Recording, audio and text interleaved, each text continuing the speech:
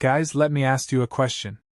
Have you ever felt completely alone, lost with no one around you, and suddenly you start hearing strange sounds or seeing things you cannot explain?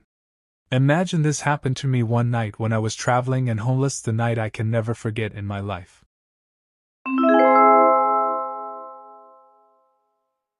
I was traveling far away on a long journey, not knowing how it would end. At first I had a little hope and a little money, but as the days passed the money was gone, the hope started to fade, and I became like a wanderer. Imagine walking in a city where you know no one, hungry, thirsty, and the cold biting into your bones. One day I reached an old abandoned train station. The buildings were cracked, the glass was broken, and rust covered the doors. I thought I would spend the night there, rest a little. I never knew that place was hiding something strange. Night fell quickly and darkness covered everything. The only light was the moon shining on the railway tracks as if it was watching me. I sat on my old bag and tried to close my eyes, but suddenly I heard a sound.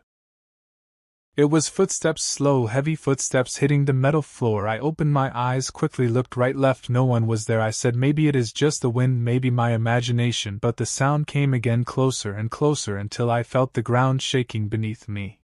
I stood frozen and shouted, "Who is there?" No answer came, but suddenly at the end of the corridor I saw a tall shadow, taller than any normal human, moving slowly as if walking toward me.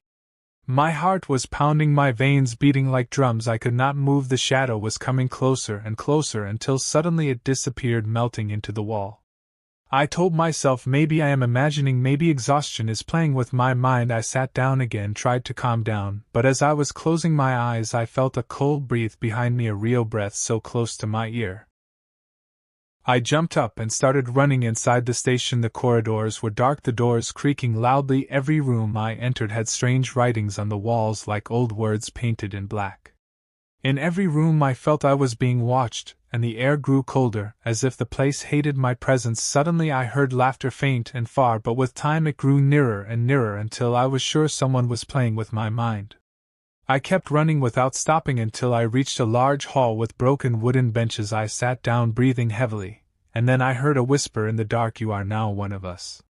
The air grew heavier, the walls began to make sounds as if they were breathing. I tried to scream, but no voice came out. The whispers grew clearer, "You will not leave, you will not leave." With the last of my strength I ran without thinking, never looking back until I saw a dim light from a broken window. I jumped out and fell to the ground. Outside, the cold air hit my face, and I started breathing again. I looked back at the window. The place was completely dark, as if nothing I saw had ever happened, but I swear as I walked away I heard the same laughter echoing in my ear, "We will see you again." This story is only fiction, but the question is, if you were in my place that night, would you be able to handle it?